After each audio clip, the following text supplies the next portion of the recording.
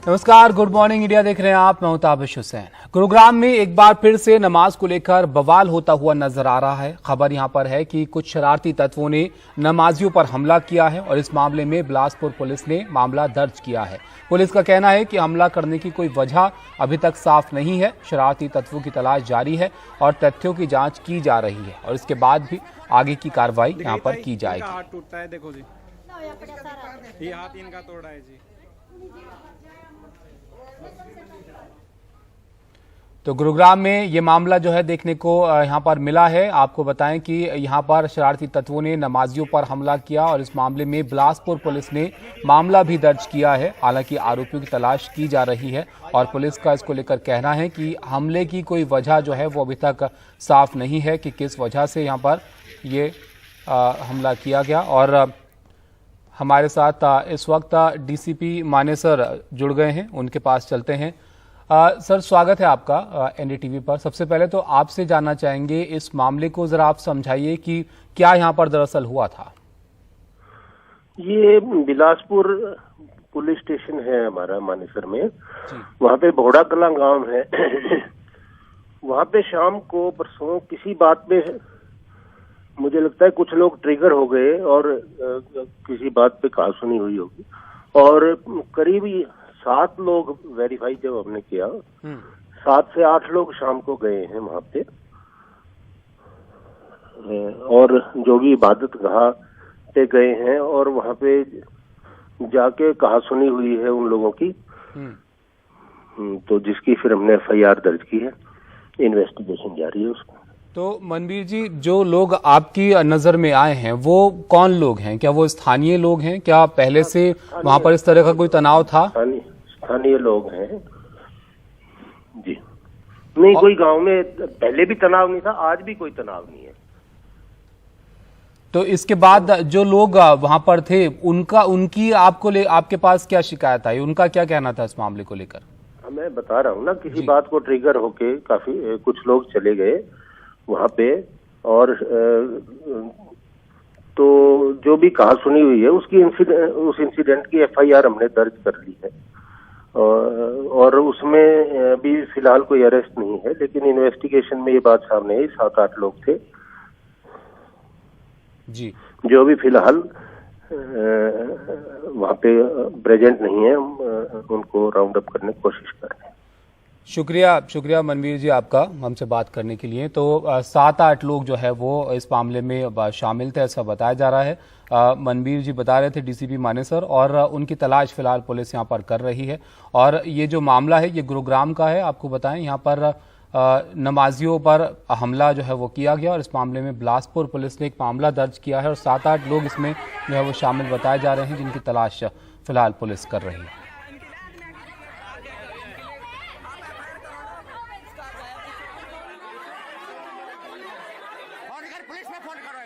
दिखाई ताई इनका।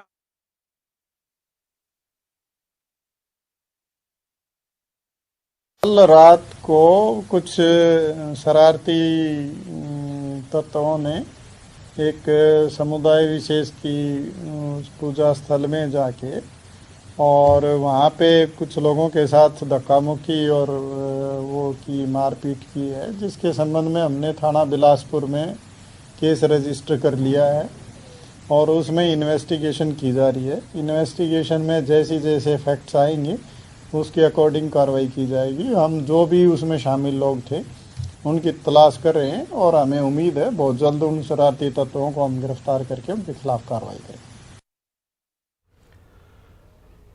आगे बढ़ते हैं। वाराणसी कोर्ट आज ज्ञानवापी मस्जिद परिसर में मिले कथित शिवलिंग की कार्बन डेटिंग कराने को लेकर फैसला सुनाएगा और 5 से 4 पक्षकारों ने कथित शिवलिंग को एएसआई द्वारा वैज्ञानिक जांच कराने की मांग की थी। इस मामले में 11 तारीख को सुनवाई पूरी हो गई थी। मस्जिद पक्ष की दलील है कि वहां शिवलिंग नहीं फव्वारा है। 5 में से 1 हिंदू पक्षकार ने कथित शिवलिंग के वैज्ञानिक परीक्षण का विरोध किया है। दोपहर 2 बजे के बाद कोर्ट अपना फैसला सुना सकता है।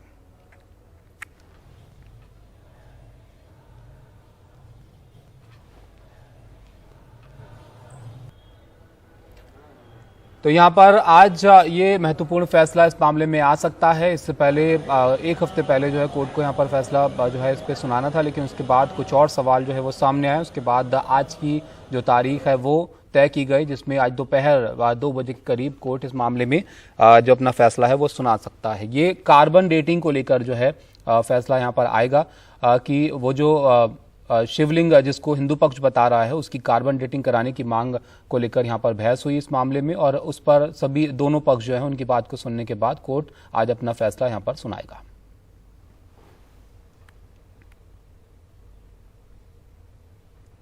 उधर हिजाब पर सुप्रीम कोर्ट के फैसले का सभी को इंतजार था। कर्नाटक हिजाब बैन मामले में सुप्रीम कोर्ट का फैसला तो आया, लेकिन मामला और उलझ गया है। यहाँ पर बेंच के दोनों जजों की राय इस मामले को लेकर विवादित रही और मामले को बड़ी पीठ के पास अब भेज दिया गया है।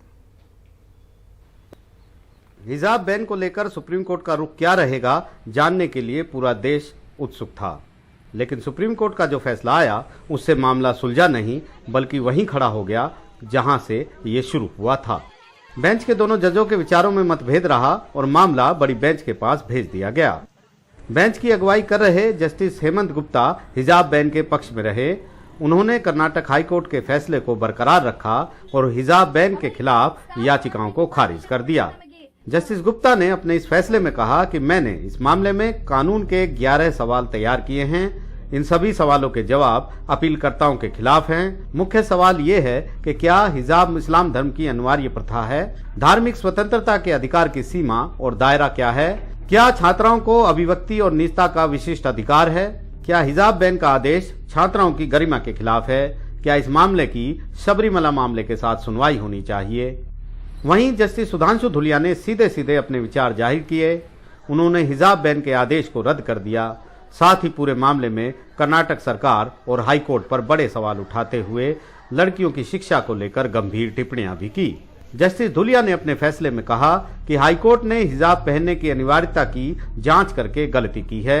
आवश्यक धार्मिक प्रथा के सिद्धांत को लागू करने की जरूरत नहीं थी। ये मामला अभिव्यक्ति की आजादी का है, छात्राओं की पसंद का है, न इससे ज्यादा न इससे कम। इससे बड़ा असर लड़कियों की शिक्षा पर पड़ा, जो पहले ही खासकर ग्रामीण और अर्ध शहरी क्षेत्रों में कठिनाइयों का सामना कर रही हैं। क्या ऐसा अतिरिक्त प्रतिबंध लगाने से उनका जीवन बेहतर होगा? स्कूल जाने से पहले उनको अपनी मां की दैनिक कार्यों में, सफाई आदि में मदद करनी पड़ती है। अन्य कठिनाइयां भी हैं। मैंने सभी अपीलों को स्वीकार कर लिया है। मैं कर्नाटक हाईकोर्ट के आदेश को रद्द करता हूं। साथ ही हिजाब बैन के सरकारी आदेश को भी रद्द किया जाता है। There is a split opinion given. Justice Hemant Gupta ने कर्नाटका का जियो और कर्नाटका के हाईकोर्ट को सही माना है, और जस्टिस धुलिया ने उनसे डिफर किया respectfully, and he has said कि एक गर्ल चाइल्ड बड़े मुश्किलों से अब पढ़ाई तालीम हासिल करने जाती है और उसको इस तरह से इस हिजाब की वजह से उसको स्कूल से कॉलेज में ना परमिशन दिया जाए, ये बिल्कुल गलत है। और उन्होंने उसमें उन्होंने 11-12 इश्यूज फ्रेम किए हैं और हेमंत गुप्ता साहब ने हमारी अपील्स खारिज कर दी है। जस्टिस धुलिया ने हमारी अपील्स को अलाउ किया है। इसी के साथ दोनों जजों की राय में मतभेद होने के बाद मामले को मुख्य न्यायाधीश के पास भेज दिया है ताकि एक बड़ी पीठ का गठन किया जा सके। लेकिन इस फैसले के बाद कर्नाटक में हिजाब बैन अभी लागू रहेगा। जब तक बड़ी बेंच मामले की सुनवाई नहीं करती, तब तक हिजाब बैन की पुष्टि करने वाला कर्नाटक हाई कोर्ट का 15 मार्च का आदेश प्रभावी रहेगा। जितना बड़ा ये कानूनी मुद्दा है, उससे कहीं बड़ा ये राजनीतिक मुद्दा है और धार्मिक भी। 2 जजों ने अपनी राय दे दी है। अब जनता तय करे कि वो किसकी राय से इत्तेफाक रखती है। लेकिन कानूनी तौर पर अब 3 जजों की बेंच ही तय करेगी कि वो किस जज के पक्ष में है। फिलहाल अब दलीलें वही रहेंगी, केस वही रहेगा, पक्षकार वही रहेंगे, लेकिन जज बदल जाएंगे। नए सिरे से फिर कवायद शुरू होगी, फिर सुनवाई शुरू होगी और एक बार फिर अभी की तरह हम लोग भी पूरे देश के साथ इस नए फैसले का इंतजार करेंगे। यानी अब हम वहीं पहुंच गए हैं जहां पहले खड़े हुए थे। नई दिल्ली से राजीव रंजन के साथ आशीष भार्गव, एनडीटीवी इंडिया।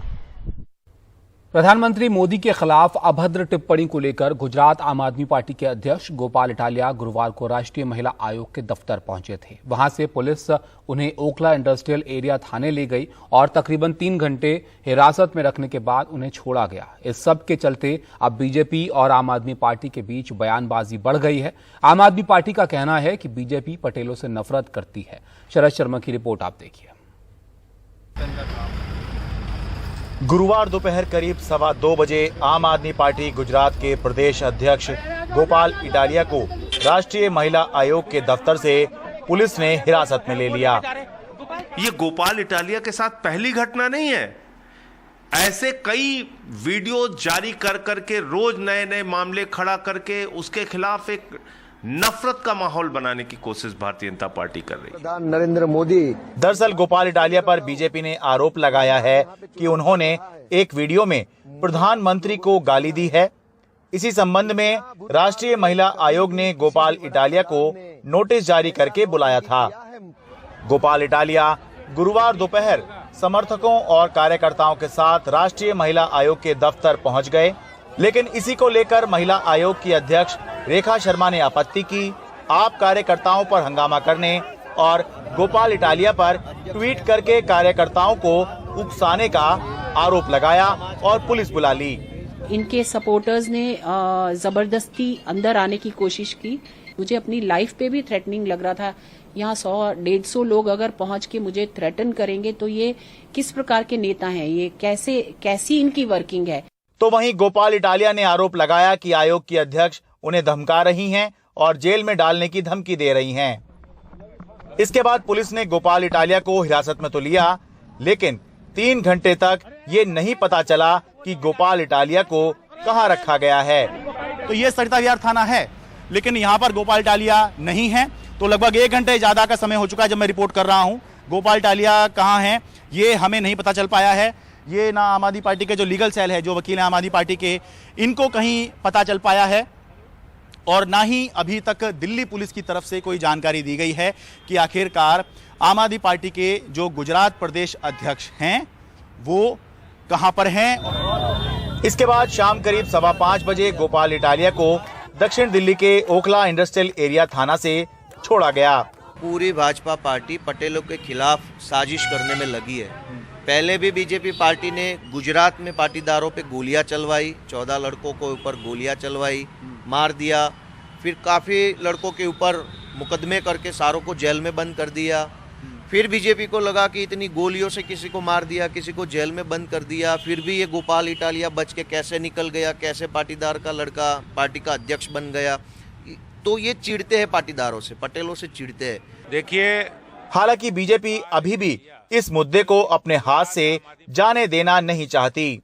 ऐसे व्यक्ति की जगह गुजरात या कहीं होने की बजाय जेल में होनी चाहिए, जिसको जेल पहुंचाया गया है। और गुजरात के अंदर आम आदमी पार्टी की सिर्फ जमानत नहीं जब्त होगी, उनको नोटा से भी कम वोट मिलने वाले हैं। और यही बौखलाहट, यही फ्रस्ट्रेशन अरविंद केजरीवाल जो इस तरह से फ्रस्ट्रेशन अपनी बातों में दिखा रहे, वो जाहिर हो रहा है। फिलहाल बीजेपी गोपाल इटालिया के दूसरे पुराने वीडियो भी खोजकर ला रही है ताकि आम आदमी पार्टी पर दबाव बनाया जा सके।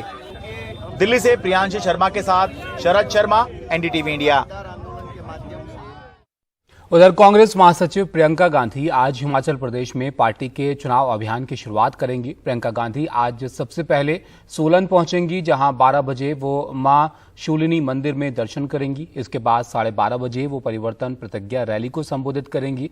प्रियंका गांधी की रैली पीएम नरेंद्र मोदी के हिमाचल प्रदेश के दौरे से एक दिन बाद हो रही है और कल पीएम मोदी ने ऊना और चंबा में रैलियों को संबोधित किया था। इस दौरान उन्होंने कई परियोजनाओं का शिलान्यास भी किया था और ऊना से वंदे भारत ट्रेन को हरी झंडी भी दिखाई थी।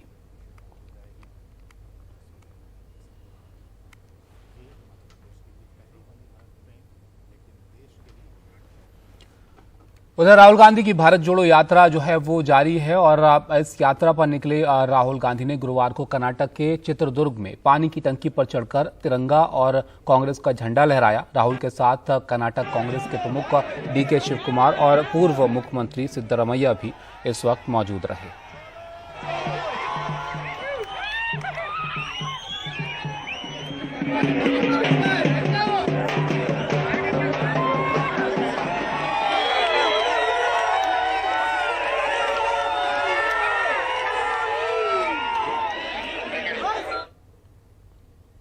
और अब खबर राजस्थान से आपको बताते हैं। यहां पर सूत्रों का कहना है कि राजस्थान में विधानसभा चुनाव से पहले बीजेपी में कई पार्टियों से नेता जो हैं वो आना चाहते हैं और पार्टी सख्ती से इनके पृष्ठभूमि की छानबीन करेगी। राजस्थान में दूसरी पार्टी से बीजेपी में ज्वाइनिंग के लिए नेताओं की एक कमेटी बना दी है। और आपको बताएं 20 नवंबर से जन आक्रोश यात्रा में सभी 200 विधानसभा क्षेत्रों में जो है वो निकाली जाएगी।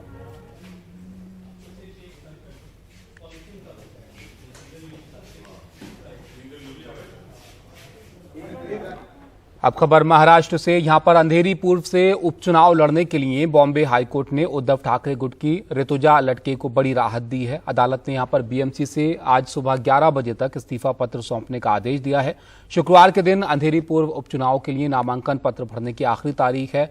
और सोहित मिश्रा की रिपोर्ट आप देखिए। बीएमसी कर्मचारी ऋतुजा लटके अंधेरी पूर्व उपचुनाव के लिए समय पर नामांकन कर पाएंगी।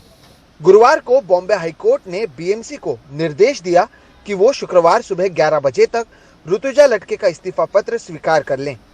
सरकारी नौकरी से इस्तीफा देकर ही ऋतुजा चुनाव लड़ सकती हैं और शुक्रवार को नामांकन का आखिरी दिन है। वो शिवसेना के उद्धव ठाकरे गुट से चुनाव लड़ने जा रही हैं। अदालत में ऋतुजा लटके की ओर से कहा गया कि पहले 2 सितंबर और बाद में 3 अक्टूबर को इस्तीफा पत्र दिया गया, लेकिन उनके पत्र को बीएमसी ने मंजूर नहीं किया। 1 महीने का वेतन भी बीएमसी में जमा करवाया गया है और उनका कोई बकाया नहीं है। केवल राजनीतिक कारणों से उनके इस्तीफे को मंजूर नहीं किया जा रहा है। जबकि बीएमसी के वकील ने दलील दी कि ऋतुजा लटके का 2 सितंबर का पत्र सही फॉर्मेट में नहीं था। बीएमसी को पत्र 3 अक्टूबर को मिला। बीएमसी कमिश्नर 30 दिन के भीतर इस पर फैसला करेंगे। हमें 12 अक्टूबर को ऋतुजा लटके के खिलाफ एक शिकायती पत्र मिला है जिसकी जांच की जानी है। दोनों ओर की दलील सुनने के बाद अदालत ने बीएमसी को इस्तीफा पत्र देने के आदेश दिए। मुझे ऐसे उम्मीद थी कि मैं एज अ एम्प्लॉय आप सब मुझे हेल्प करोगे और ये निवडणूक के लिए मुझे आपसे ही सपोर्ट मिलेगा। लेकिन ऐसा कुछ हुआ नहीं, इसलिए मुझे इधर आना पड़ा। शिवसेना उद्धव बाळासाहेब ठाकरे और मशाल या चिन्हावरच मी निवडणूक लढवणार। उनको जो परमिशन चाहिए थी कॉर्पोरेशन की कि मेरा रेजिग्नेशन लेटर एक्सेप्ट करके दो, तो वैसा कोर्ट ने बोला है कल 11 बजे तक उनको वो म्यूनिसिपल कमिश्नर जो साहब है उनको बोला है कि उनको एक फॉर्मल एक रेजिग्नेशन एक्सेप्टेंस लेटर उनको देने के लिए कोर्ट ने बोला है।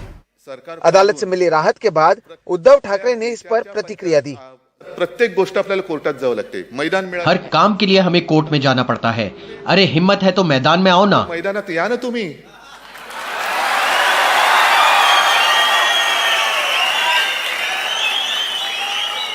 माझी तर तयारी आहे। मैं तो मैदान में हूँ, आओ एक मंच पर और हो जाने दो।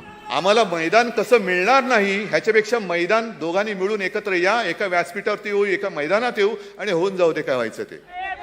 शुक्रवार का दिन उपचुनाव के लिए नामांकन पत्र भरने का आखिरी दिन है। उद्धव ठाकरे की ओर से कोशिश होगी कि शुक्रवार के दिन भी शक्ति प्रदर्शन कर नामांकन पत्र भरा जाए, जिसमें कई पार्टियों के नेता शामिल होंगे। जबकि बीजेपी और एकनाथ शिंदे गुट की ओर से अब तक प्रत्याशी कौन होगा इसका औपचारिक ऐलान नहीं हुआ है। मुंबई से प्रवीण जिरोहित के साथ सोहित मिश्रा, एनडीटीवी इंडिया। भारत के करीब 80 लाख गरीबों तक पहुंचने वाला गेहूं सरकारी गोदाम में रखे रखे खराब हो गया। हरियाणा के सरकारी गोदामों में 42,000 मीट्रिक टन गेहूं बीते 2 सालों में बारिश की वजह से सड़ गया। अब कैसे एफसीआई और हरियाणा खाद्य आपूर्ति विभाग एक दूसरे पर इसकी जिम्मेदारी थोप रहे हैं, रविचंद्रन शुक्ला की ग्राउंड रिपोर्ट आप देखिए।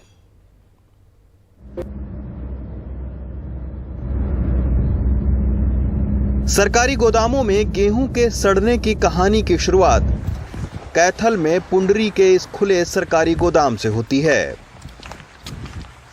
गोदाम खराब हो चुके गेहूं के बोरों से भरा पड़ा है। कुछ तो इतने खराब हो चुके हैं कि मिट्टी में मिल गए हैं। यहां खराब गेहूं से भरे कई ऐसे बोरे रखे हैं जिनकी तरफ अब कीड़े भी नहीं झांक रहे हैं। खुले आसमान के नीचे रखे इन बोरों को मीडिया की नजर से बचाने के लिए इनको त्रिपाल से ढक दिया गया है। लेकिन तिरपाल के अंदर रखे बोरों में पौधे उगाए हैं। यहाँ 3200 टन गेहूं खराब हो चुका है। कहा जा रहा है कि ये गेहूं 2 साल से इसी तरह रखा है। ये हरियाणा सरकार के अपने गोदाम है। हरियाणा सरकार हर साल रबी और खरीफ की फसलें की खरीद करती है उसमें। और ये हम एक जगह खड़े हैं। ऐसे बहुत सारी जगहें हैं जहाँ पर ये अनाज सड़ता है और हर साल सड़ता है, लेकिन अब की बार ज्यादा तादाद में सड़ा हमारी निगाह में अब की बार आ गया। लेकिन सरकारी गोदाम में गेहूं खराब होने की ये शुरुआत भर है। यहाँ से जब हम आगे बढ़े तो 5 किलोमीटर दूर एक गेहूं का दूसरा सरकारी गोदाम मिला, हजारों प्लेटी है पूरे डिस्ट्रिक्ट में, जहां एफसीआई की एक टीम खराब हो चुके गेहूं को जांचने पहुंची है। आमतौर पर खराब हो चुके गेहूं को कौड़ियों के भाव यानी 2 रुपए किलो से लेकर 12 रुपए किलो तक दे दिया जाता है। हरियाणा फूड डिपार्टमेंट को एफसीआई के लोग कह रहे हैं कि हमने पत्राचार किया और हमने उनको बताया कि भाई आप अपना रख रखाव ठीक करिए, तो ये केवल पत्राचार 2-3 साल तक होता रहा और गेहूं इधर खराब होता रहा। गेहूं उसकी है 20-21 की, नहीं 20-21 है, 20-21 है, 20-21 में होती रही है, 20-21 होती रही है। लेकिन अभी कई सारे बोरी पत्राचार के साथ जितने व्हीट जाने लायक रहे हैं, एफसीआई उन व्हीट्स को रेक के थ्रू और रोड मूवमेंट के थ्रू यहाँ से उठाती रही है। अब एक बात और अंतिम बताइए कि अब ये जब खराब हो गया है तो इसका जवाबदेही, इसका क्या कार्रवाई होगी? इसकी कार्रवाई कंसर्न्ड स्टेट एजेंसी के जो इंचार्ज होंगे, स्टेट एजेंसी उन पे लेगी। एफसीआई केवल इसकी कैटेगरी डिसाइड कर सकती है, सुपरवाइज कर सकती है। अगर अच्छा होता तो हम सेंट्रल पूल में इसको शामिल करते, चूंकि ये कैटेगरी ह्यूमन कंजप्शन के लिए अब नहीं है तो इसलिए हम इसको सेंट्रल पूल में नहीं ले सकते। तो ये है एफसीआई के लोग इधर खड़े हुए हैं। एफसीआई का ये कहना है कि उन्होंने हरियाणा के फूड डिपार्टमेंट को तमाम बार चिट्ठी लिख के ये आगाह किया कि भाई ये आपका खुले में अनाज पड़ा हुआ है, गेहूं पड़ा हुआ है, खराब हो सकता है। इनका ये कहना है एफसीआई का कि हरियाणा सरकार ने ध्यान नहीं दिया। अब हम हरियाणा फूड डिपार्टमेंट से बात करने की कोशिश करेंगे कि आखिर उनकी तरफ से अब क्या कहा जा रहा है और क्या जो किसानों के खून पसीने को एक करके ये जो अनाज उगाया गया था, जो यहाँ लाया गया था, अब वो जब खराब हो गया है तो क्या इसकी जवाबदेही किसी की बनती है या नहीं? लेकिन इतना कहकर क्या एफसीआई अपनी जिम्मेदारी से बच सकता है? बेशक जवाब नहीं में ही होगा। आपको लेटर लिख के बता कैमरे के सामने तो नहीं, लेकिन खराब गेहूं वाले गोदाम इंचार्ज से जब हमने फोन पर बात की तो उनका कहना था कि ये गेहूं 6 महीने के लिए रखा गया था। एफसीआई की है, 2.5 साल तक वहाँ माल पड़ा रहा, पिछले साल 1.5 लाख कट्टा उसी प्लेटी से गए। एफसीआई ने इसको समय रहते उठाया नहीं। इसी में आपके लेटर में लिखा है कि 18, 19 और 19-20। लेकिन एनडीटीवी के पास हरियाणा खाद्य नागरिक आपूर्ति एवं उपभोक्ता विभाग का एक पत्र है जिसमें खराब गेहूं को कौड़ियों के भाव नीलाम करने का जिक्र है। इसके मुताबिक कुरुक्षेत्र में 24,624 टन, कैथल में 11,794 टन, करनाल में 6,557 टन, जबकि फतेहाबाद में 216 टन गेहूं खराब हो गया है। अब कैथल की जिलाधिकारी ने इस मामले में एक जांच कमेटी गठित की है। अभी हमने एसडीएम की चेयरमैनशिप में अंदर एक कमेटी बनाई है, वो इस मामले की जांच करेगी। संज्ञान में आया है कि 2 साल पहले जो परचेज हुई थी वो सारी पानी के अंदर भीग गई थी, प्रॉपर तिरपाल वगैरह से कवर नहीं किया, इसलिए वो खराब हो गई है। 4 जिलों का करीब 42,000 टन इस साल गेहूं खराब हो चुका है। इनकी कीमत अगर जोड़ें तो 82 करोड़ रुपए के आसपास बैठती है। इस गेहूं को 5 किलो के हिसाब से सरकार अगर गरीबों में बांटती तो इससे 70 लाख से ज्यादा लोगों को गेहूं मिल सकता था। अब आपको पता लग गया होगा कि हमारे देश में अनाज का सरप्लस उत्पादन होने के बावजूद हम भूखमरी के इंडेक्स में 100 नंबर के बाद क्यों हैं। कैथल से सुनील रवीश के साथ रवीश रंजन शुक्ला, एनडीटीवी इंडिया। नमस्कार, गुड मॉर्निंग इंडिया देख रहे हैं आप। मैं हूं ताबिश हुसैन और लगातार हम ताज़ा तरीन खबरें आपके सामने लेकर आ रहे हैं। अब एक खबर, बड़ी खबर जो पंजाब से आ रही है वो आपको बताते हैं। यहां पर पंजाब के गुरदासपुर में बीएसएफ ने पाकिस्तानी ड्रोन को मार गिराया है। भारत पाकिस्तान बॉर्डर पर ये ड्रोन दिखा था और सुबह 4:30 बजे के करीब ड्रोन जो है नजर आया था, जिसके बाद इसको मार गिराया गया। ड्रोन पाकिस्तान से कुछ सामान लेकर आया था, ऐसी जानकारी जो है वो आ रही है। और ड्रोन को मार गिराने के बाद इस इलाके में सर्च ऑपरेशन जो है वो किया जा रहा है। अब ये जो ड्रोन है उसके बाद देखा जाएगा कि क्या जो है सामान यहाँ पर इसके जरिए भेजा जा रहा था। और लगातार आपने देखा कई बार ऐसी घटनाएं सामने आई हैं जब ड्रोन के जरिए पाकिस्तान की तरफ से जो है यहाँ पर घुसपैठ की कोशिश होती रही है। हमारे साथ नीता जुड़ गई हैं ज़्यादा जानकारी के लिए। नीता, बताइए, सर्च ऑपरेशन क्या अभी भी चल रहा है और इसके बारे में क्या जानकारी जो है वो और मिल पा रही है? ये जो ड्रोन है, इस तरह के जो ड्रोन है अभी हाल फिलहाल में काफी यहाँ पर देखे गए हैं सीमा सरहदी इलाकों में। ये ड्रोन, जैसा कि आप बता रहे थे, सुबह 4:30 बजे के आसपास स्पॉट हुआ था, जिसके बाद बीएसएफ ने कार्रवाई की और इसे मार गिराया है।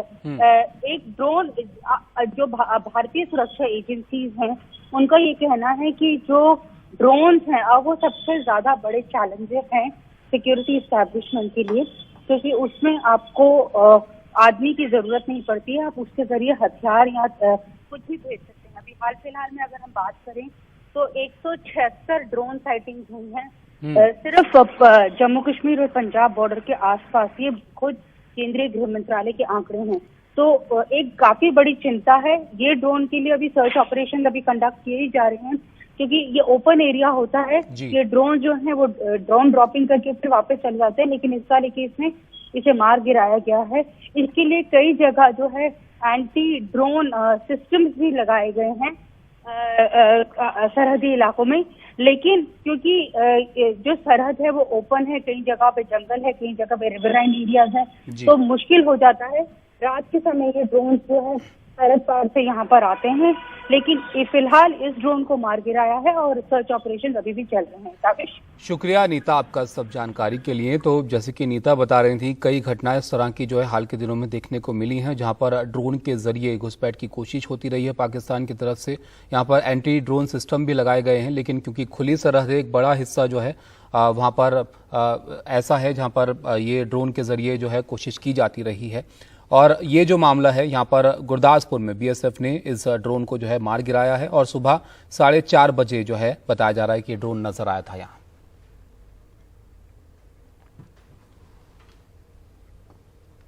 वाराणसी कोर्ट आज ज्ञानवापी मस्जिद परिसर में मिले कथित शिवलिंग की कार्बन डेटिंग कराने को लेकर फैसला सुनाएगा। 5 में से 4 पक्षकारों ने कथित शिवलिंग की एएसआई द्वारा वैज्ञानिक जांच कराने की मांग की थी और इस मामले में 11 तारीख को सुनवाई जो है वो पूरी हो गई थी। मस्जिद पक्ष की दलील है कि वहां पर शिवलिंग नहीं फव्वारा है। 5 में से 1 हिंदू पक्षकार ने कथित शिवलिंग के वैज्ञानिक परीक्षण का विरोध किया है। दोपहर 2 बजे के बाद कोर्ट इस मामले में अपना फैसला सुना सकता है।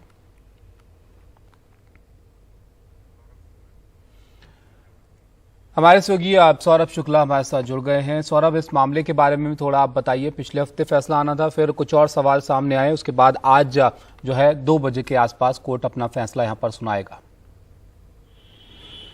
बिल्कुल ताबिश, ये एक बहुत अहम फैसला होगा, क्योंकि यहाँ से आगे की ये मस्जिद वाला जो पूरा मामला है कोर्ट में, वो किस दिशा में चलेगा। जब आपको याद हो, पिछले महीने कोर्ट ने ये फैसला किया था कि जो श्रृंगार गौरी में हर रोज़ पूजा अर्चना करने की याचिका है इन 5 महिलाओं की, ये सुने जाने योग्य है और इसको सुना जाएगा, जिसका विरोध मुस्लिम पक्ष ने किया था, मस्जिद पक्ष ने किया था। जब इसकी सुनवाई होने की इजाज़त दे दी, पिटीशन स्वीकार कर ली कोर्ट ने, उसके बाद कोर्ट ने ये कहा कि हम तय करते हैं कि अब आगे सुनवाई किस दिशा में जाएगी। तो जो इन 5 महिलाओं के में से 4 महिलाओं ने ये एप्लीकेशन दी कि शिवलिंग है और शिवलिंग कितनी पुरानी है, कितनी लंबी है, कितनी ऊंची है, इन सब का पता लगाने के लिए कार्बन डेटिंग या फिर दूसरे तरीके से कोई भी एक साइंटिफिक सर्वे करा लिया जाए, वैज्ञानिक सर्वेक्षण करा लिया जाए या एएसआई से करा लिया जाए, ताकि ये तमाम जो बातें हैं कि शिवलिंग है नहीं है, इस पर से पर्दा उठ जाए, ये पता चल सके कि ये 400 साल पुराना है। जो कथित शिवलिंग की बात है वजू खाने में मिलने की, वो 500 साल पुराना है, 1000 साल पुराना है, किस चीज़ का बना है।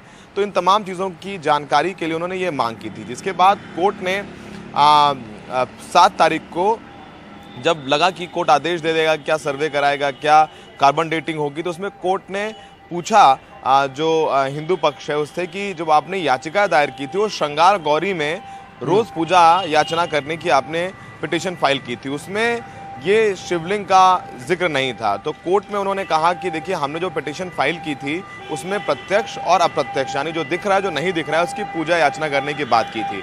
तो सर्वे के दौरान ये शिवलिंग कथित शिवलिंग प्राप्त हुआ है, इसलिए बिल्कुल ये पिटीशन का हिस्सा है। इसके बाद कोर्ट ने जो इंतजामिया पक्ष है उसको कहा था कि आप कुछ कहना चाहते हैं, उस पर 11 तारीख को सुनवाई हुई थी।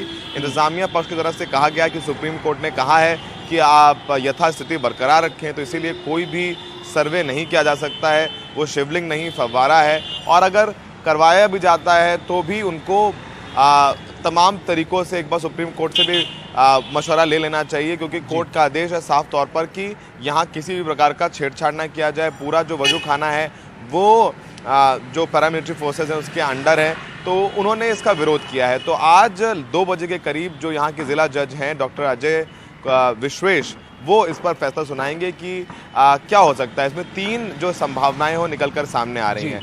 पहली संभावना है कि कोर्ट आदेश दे दे कि कार्बन डेटिंग, जैसे ये कहा जा रहा है कि अगर पत्थर है वो तो पत्थर की कार्बन डेटिंग नहीं हो सकती, कार्बन डेटिंग उन चीज़ों की हो सकती है इसमें कभी जीवाश्म रहा हो, जैसे कोयला, लकड़ी या फिर जो किसी जीव जंतु के अवशेष हो, पौधे का अवशेष हो, वहाँ पर हो सकता है, पत्थर का नहीं हो सकता। अगर कार्बन डेटिंग हो सकता है तो उसका आदेश हो जाएगा, नहीं हो सकता तो किस वैज्ञानिक पद्धति से, क्योंकि काफ़ी टेक्नोलॉजीज़ हैं, लेज़र टेक्नोलॉजी है आर्कियोलॉजिकल सर्वे ऑफ इंडिया से, जिससे इन तमाम चीज़ों की जानकारी हो सकती है, तो उसका आदेश होगा। या फिर कोर्ट एक कोई कमीशन बनाएगा, क्योंकि इसमें टेक्निकल एक्सपर्ट्स की राय की ज़रूरत है, वो कोर्ट बना सकता है, और या फिर इस एप्लीकेशन को खारिज कर सकता है। तो 3 संभावनाएं हैं और 2 बजे सबकी निगाहें टिकी रहेंगी कि कोर्ट क्या फैसला देता है। और सौरभ, इस मामले को लेकर हिंदू पक्ष में भी 2 राय रही है, वो भी आप बताइए, और जानकार क्या कहते हैं, क्या कार्बन डेटिंग से जो जवाब तलाशने की कोशिश की जा रही है वो मिल पाएंगे? बिल्कुल, देखिए इसमें कुल 5 महिलाएं थीं, राखी सिंह, लक्ष्मी, रेखा, मंजू। तो इन 5 महिलाओं में एक जो इसमें वादी हैं रेखा सिंह, उनकी जो दलील है बिल्कुल जुदा है। उनका कहना है कि इस पूरे शिवलिंग में जो कथित शिवलिंग को कहा जा रहा है उसका कोई सर्वे नहीं कराना चाहिए, क्योंकि अगर सर्वे कराया जाता है या सर्वेक्षण कराया जाता है तो कोई उसमें उसका सैंपल लेना होगा, खरोचना होगा, उससे ये होगा कि जो करोड़ों हिंदू हैं उनकी भावनाएं आहत होंगी, जो शिवलिंग है वो खंडित हो जाएगा। ये दलीलें राखी सिंह ने दी हैं। लेकिन जो 4 बाकी महिलाएं हैं उनका कहना है कि नहीं, ये सर्वे कराना चाहिए ताकि उनका दावा और पुख्ता हो जाए, कोर्ट के सामने उनका केस मजबूत रहे।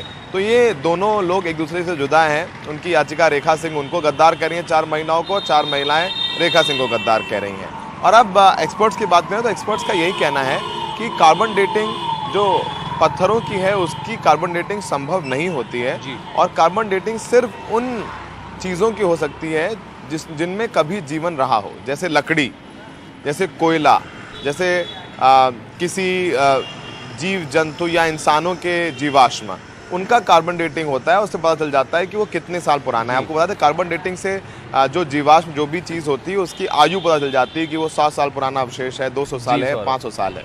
तो यही इसके ज़रिए कोशिश करने की जा रही है कि पता चल पाए जो वज़ू खाने में जो आकृति मिली है, अगर वो शिवलिंग है तो कितने साल पुराना है, फवारा है तो कितना साल पुराना है, किस मटेरियल से बना है। टाइम में देखना होगा सौरभ को लेकर के किस तरीके से जो है फिर अगर फैसला लिया जाता है इस दिशा में तो क्या तरीका जो है यहाँ पर अपनाया जाता है। आपका शुक्रिया इस सब जानकारी के लिए। तो आज दोपहर 2 बजे के आसपास कोर्ट इस मामले में अपना फैसला यहाँ पर सुना सकती है।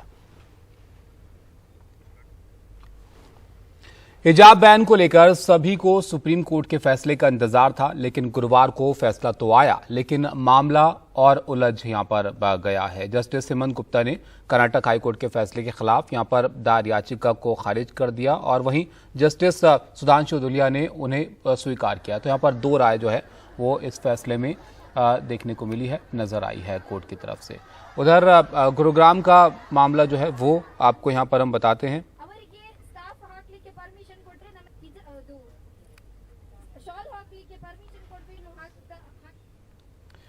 गुरुग्राम से का खबर जो है वो आई। यहाँ पर गुरुग्राम में एक बार फिर से नमाज को लेकर बवाल होता हुआ नजर आ रहा है। खबर यहाँ पर यह है कि कुछ शरारती तत्वों ने नमाजियों पर हमला किया और इस मामले में बिलासपुर पुलिस ने मामला दर्ज किया है। पुलिस का इसको लेकर कहना है कि हमला करने की कोई वजह अभी तक साफ नहीं है। शरारती तत्वों की तलाश की जा रही है, तथ्यों की जाँच की जा रही है और इसके बाद आगे की कार्रवाई यहाँ पर की जा रही है। दिखाई ताई, इनका हाथ टूटता है, देखो जी, ये हाथ इनका तोड़ा है जी।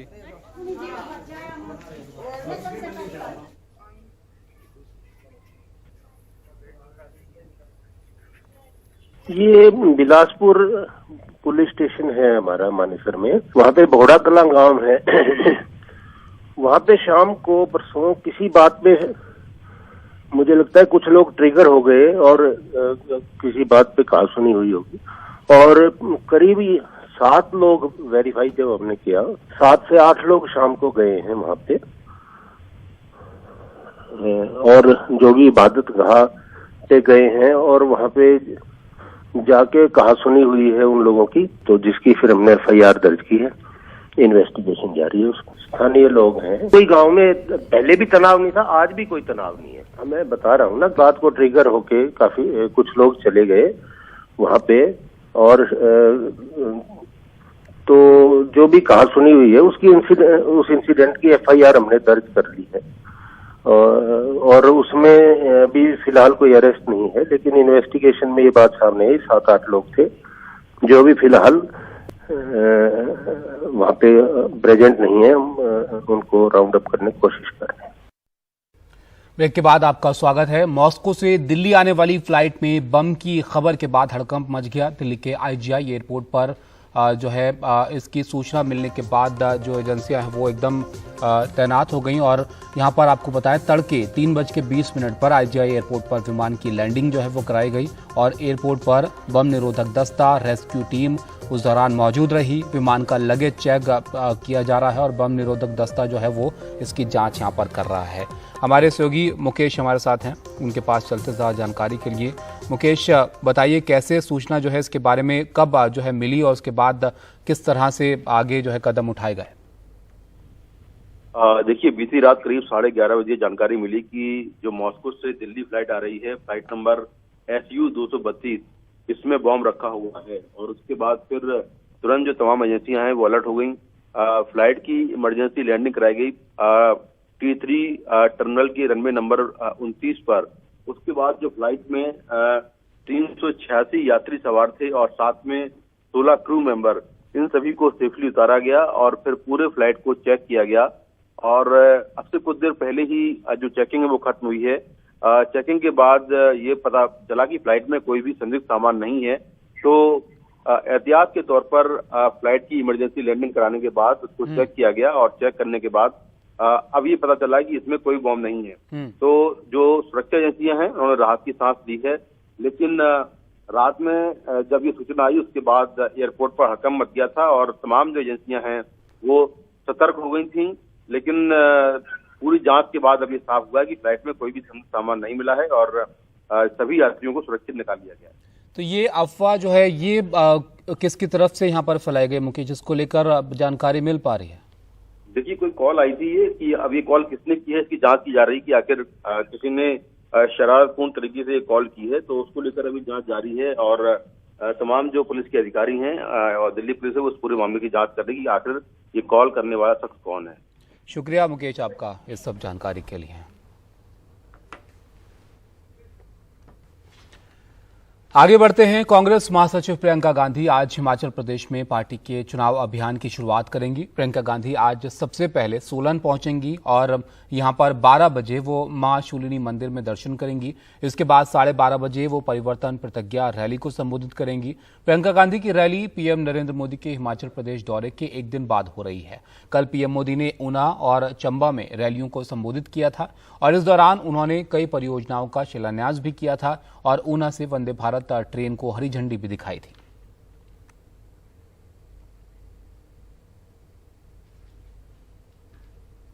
अब बात राहुल गांधी की करते हैं। भारत जोड़ो यात्रा पर निकले राहुल गांधी ने गुरुवार को कर्नाटक के चित्रदुर्ग में पानी की टंकी पर चढ़कर तिरंगा और कांग्रेस का झंडा लहराया। राहुल के साथ इस वक्त इस दौरान कर्नाटक के कांग्रेस के प्रमुख DK शिव कुमार और पूर्व मुख्यमंत्री सिद्धरमैया भी मौजूद रहे।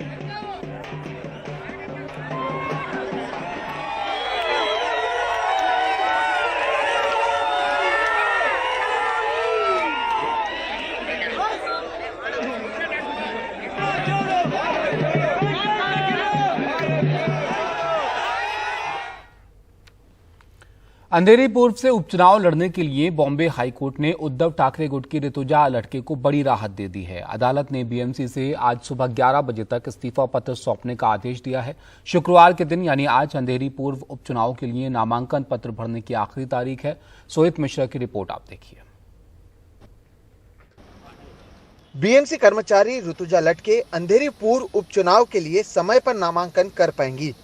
गुरुवार को बॉम्बे हाईकोर्ट ने BMC को निर्देश दिया कि वो शुक्रवार सुबह 11 बजे तक ऋतुजा लटके का इस्तीफा पत्र स्वीकार कर लें।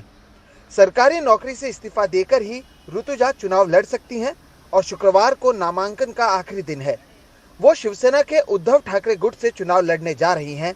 अदालत में ऋतुजा लटके की ओर से कहा गया कि पहले 2 सितंबर और बाद में 3 अक्टूबर को इस्तीफा पत्र दिया गया, लेकिन उनके पत्र को BMC ने मंजूर नहीं किया।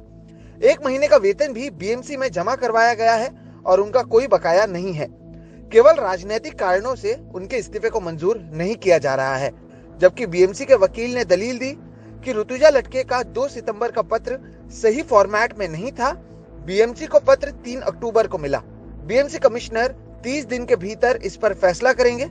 हमें 12 अक्टूबर को ऋतुजा लटके के खिलाफ एक शिकायती पत्र मिला है, जिसकी जांच की जानी है। दोनों ओर की दलील सुनने के बाद अदालत ने BMC को इस्तीफा पत्र देने के आदेश दिए।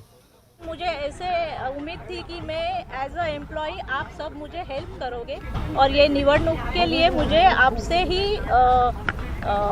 सपोर्ट मिलेगा, लेकिन ऐसा कुछ हुआ नहीं, इसलिए मुझे इधर आना पड़ा। शिवसेना उद्धव बाळासाहेब ठाकरे और मशाल या चिन्हावरच मी निवडणूक लढविणार। उनको जो परमिशन चाहिए थी कॉर्पोरेशन की कि मेरा रेजिग्नेशन लेटर एक्सेप्ट करके दो, तो वैसा कोर्ट ने बोला है कल 11 बजे तक उनको वो म्यूनिसिपल कमिश्नर जो साहब है उनको बोला है कि उनको एक फॉर्मल एक रेजिग्नेशन एक्सेप्टेंस लेटर उनको देने के लिए कोर्ट ने बोला है।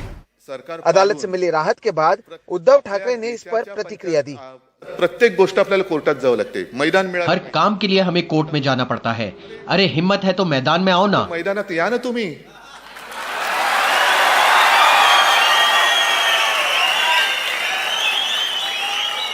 माझी तर तयारी आहे। मैं तो मैदान में हूँ, आओ एक मंच पर और हो जाने दो। आम्हाला मैदान तसं मिळणार नाही, ह्याच्यापेक्षा मैदान दोघांनी मिळून एकत्र या, एका व्यासपीठावरती येऊ, एका मैदानात येऊ आणि होऊन जाऊ दे काय व्हायचं ते। शुक्रवार का दिन उपचुनाव के लिए नामांकन पत्र भरने का आखिरी दिन है। उद्धव ठाकरे की ओर से कोशिश होगी कि शुक्रवार के दिन भी शक्ति प्रदर्शन कर नामांकन पत्र भरा जाए, जिसमें कई पार्टियों के नेता शामिल होंगे, जबकि BJP और एकनाथ शिंदे गुट की ओर से अब तक प्रत्याशी कौन होगा इसका औपचारिक ऐलान नहीं हुआ है। मुंबई से प्रवीण जिरोहित के साथ सोहित मिश्रा, NDTV इंडिया। जम्मू कश्मीर में सियासत गरमाई हुई है। गैर स्थानीय लोगों को वोट देने के लिए रजिस्टर करने की अनुमति देने वाला निर्देश जिला अधिकारी ने वापस ले लिया है। निर्देश में कहा गया था कि उन लोगों को वोट करने की अनुमति होगी जो 1 साल से राज्य में रह रहे हैं, भले ही आपके पास कोई दस्तावेज ना हो। इस निर्देश से वोटर लिस्ट में धांधली की आशंका जताई जा रही थी। ज्यादा जानकारी इसको लेकर हमारे सहयोगी नजीर मसूदी दे रहे हैं।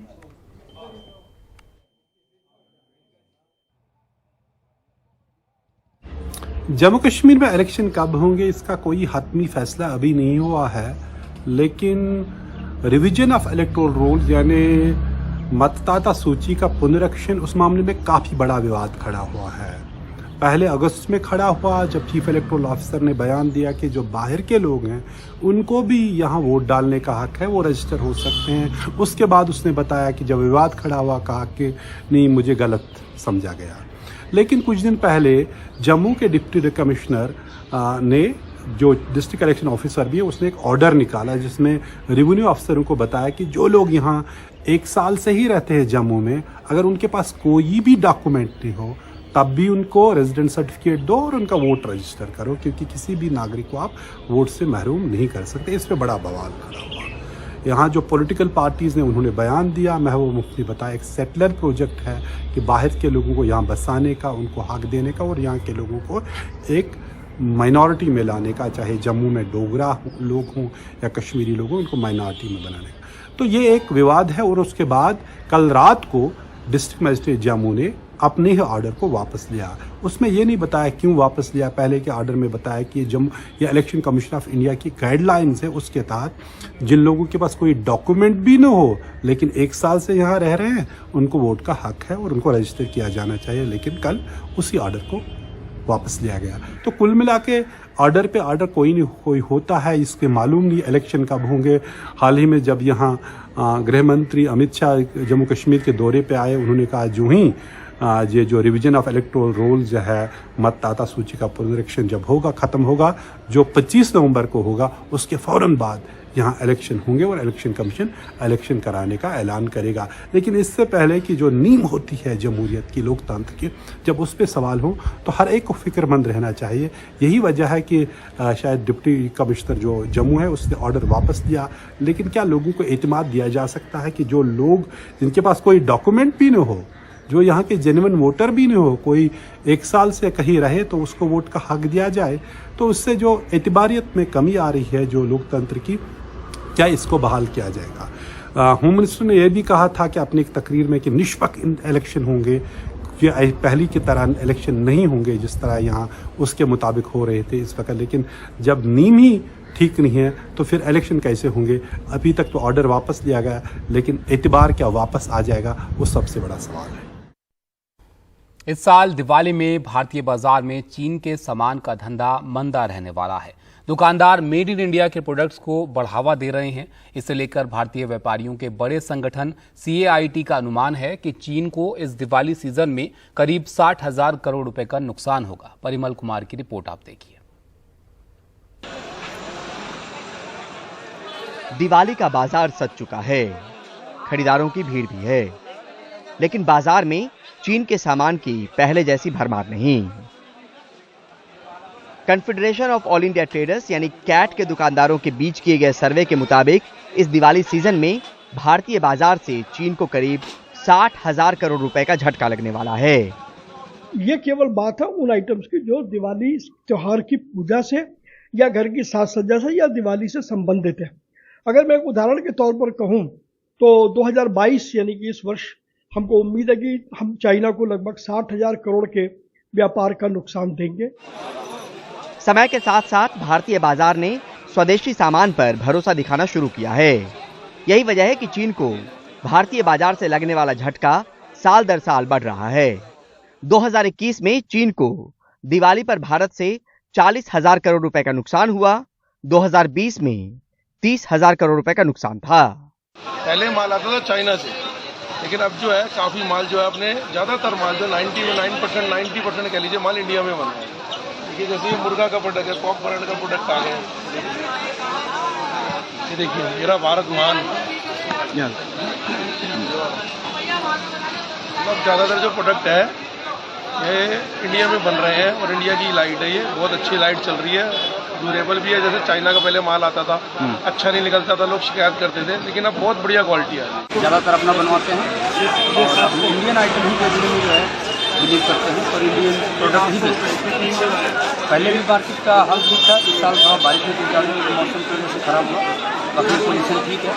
अगर प्रभु ने चाहा तो जो भी स्टॉकेज है वो निकल जाएंगे।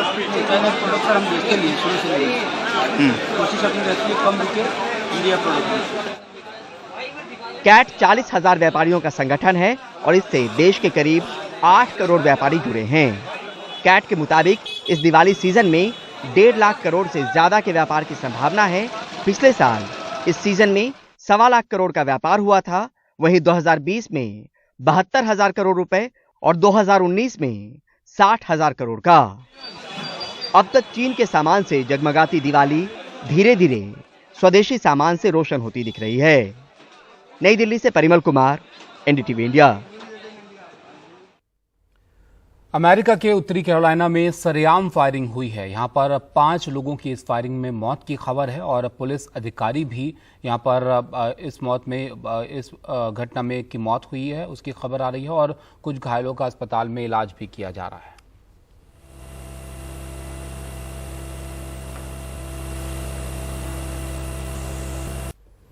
और अब बात टॉप 5 न्यूज की करते हैं। आज की 5 बड़ी खबरें जिन पर आप अपनी राय भी हमें दे सकते हैं। तो आज की बड़ी खबरों में ज्ञानवापी से जुड़ा हुआ मामला है। यहां पर कथित शिवलिंग की कार्बन डेटिंग को लेकर वाराणसी कोर्ट जो है वो आज 2 बजे के करीब अपना फैसला जो है वो सुना सकती है। उधर गुरुग्राम से खबर है, यहां पर नमाजियों पर शरारती तत्वों ने हमला किया, उसमें आरोपियों की तलाश पुलिस अब कर रही है। अंधेरी ईस्ट में उद्धव गुट को राहत जो है वो मिली है। यहाँ पर ऋतुजा लटके पर्चा जो है अपना भरेंगी और ममता बनर्जी ने बीजेपी पर एक तरह से निशाना साधा है, ये कहते हुए कि कल आपके भी कान खींचेंगी केंद्रीय एजेंसियां। और वहीं हिमाचल पर मिशन पर प्रियंका गांधी हैं, आज परिवर्तन प्रतिज्ञा रैली वो करेंगी।